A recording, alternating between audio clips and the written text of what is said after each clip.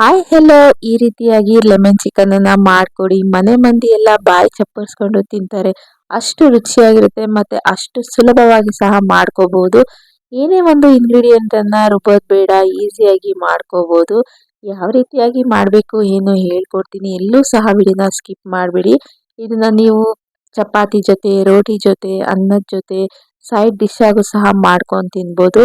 ಹಾಗಾದ್ರೆ time waste ಮಾಡೋದು ಬೇಡ. ಇನ್ನೂ ಯಾರು ಚಾನಲ್ ಸಬ್ಸ್ಕ್ರೈಬ್ ಮಾಡಿಲ್ಲ ಪ್ಲೀಸ್ ಸಬ್ಸ್ಕ್ರೈಬ್ ಮಾಡಿಕೊಂಡು ವಿಡಿಯೋನ ಪೂರ್ತಿಯಾಗಿ ನೋಡಿ. ಮತ್ತೆ ಮತ್ತೆ ಮಾಡ್ಕೊಂಡು ತಿನ್ನೋದಂತೂ ಗ್ಯಾರಂಟಿ, ಅಷ್ಟು ರುಚಿ. ಮೊದಲಿಗೆ ನಾನಿಲ್ಲಿ ಒಂದು 600 ಗ್ರಾಮ್ ಅಷ್ಟು ಚಿಕನ್ ಅನ್ನ ತಗೊಂಡಿದ್ದೀನಿ. ಚೆನ್ನಾಗಿ ವಾಶ್ ಮಾಡಿಕೊಂಡು ಒಂದು ಪಾತ್ರೆಯಲ್ಲಿ ಹಾಕೊಂಡಿದ್ದೀನಿ. ನಂತರ ಇದಕ್ಕೆ 1 ಸ್ಪೂನ್ ಅಷ್ಟು ಅರಿಶಿನವನ್ನ ಹಾಕೊಳ್ತಾ ಇದ್ದೀನಿ. ನಂತರ ರುಚಿಗೆ ತಕ್ಕಷ್ಟು ಉಪ್ಪನ್ನ ಆಡ್ ಮಾಡ್ಕೊಳ್ತಾ ಇದ್ದೀನಿ.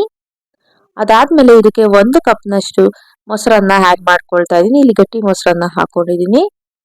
ನಂತರ ಇದಕ್ಕೆ 1 ಸ್ಪೂನ್ ಅಷ್ಟು ಪೆಪ್ಪರ್ ಪೌಡರ್ ಅನ್ನ ಹಾಕೊಳ್ತಾ ಇದ್ದೀನಿ. ಹಾಗೆ ಇದಕ್ಕೆ 1 ನಿಂಬೆ ಹಣ್ಣಿನ ರಸವನ್ನ ಆಡ್ ಮಾಡ್ಕೊಳ್ತಾ ಇದ್ದೀನಿ. ಒಂದು ಪೂರ್ತಿಯಾಗಿ ನಿಂಬೆ ಹಣ್ಣನ್ನ ತಗೊಂಡು ಅದರ ರಸವನ್ನ ಹಿಂಡಿ ಇದರಲ್ಲಿ ಹಾಕೊಳ್ತಾ ಇದ್ದೀನಿ.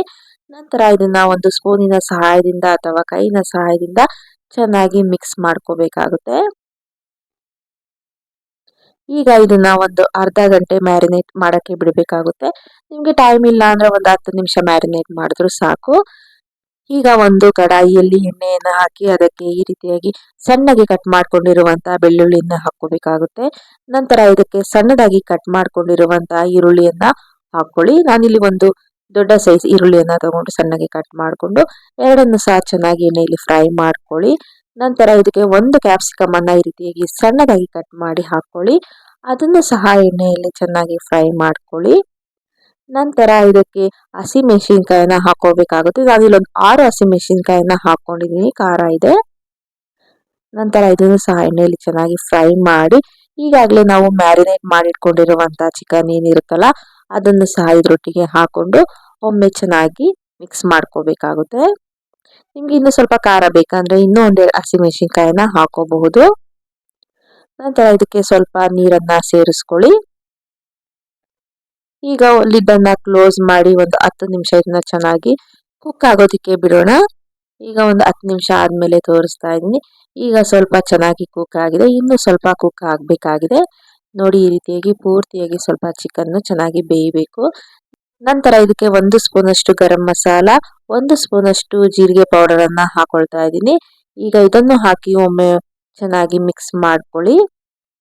ಈಗ ಇದು ಚೆನ್ನಾಗಿ ಬೇಯ್ತಾ ಇರಲಿ. ಅಷ್ಟರಲ್ಲಿ ನಾನು 1 ಸ್ಪೂನ್ ಅಷ್ಟು ಕಾರ್ನ್ ಫ್ಲೋರ್ಗೆ ಸ್ವಲ್ಪ ನೀರನ್ನ ಆಡ್ ಮಾಡಿಕೊಂಡು ಈ ಸ್ಲರಿಯನ್ನ ಎತ್ತಿಟ್ಕೊಳ್ತಾ ಇದ್ದೀನಿ. ಈ ಮಾಡಿಟ್ಕೊಂಡಿರುವಂತಹ ಸ್ಲರಿಯನ್ನ ಚಿಕನ್ ಒಳಗೆ ಹಾಕಿ ಇದಕ್ಕೆ ಸ್ವಲ್ಪ ಕರಿಬೇವು ಮತ್ತೆ ಸ್ವಲ್ಪ ಕೊತ್ತಂಬರಿ ಸೊಪ್ಪನ್ನ ಆಡ್ ಮಾಡ್ಕೋಬೇಕಾಗುತ್ತೆ.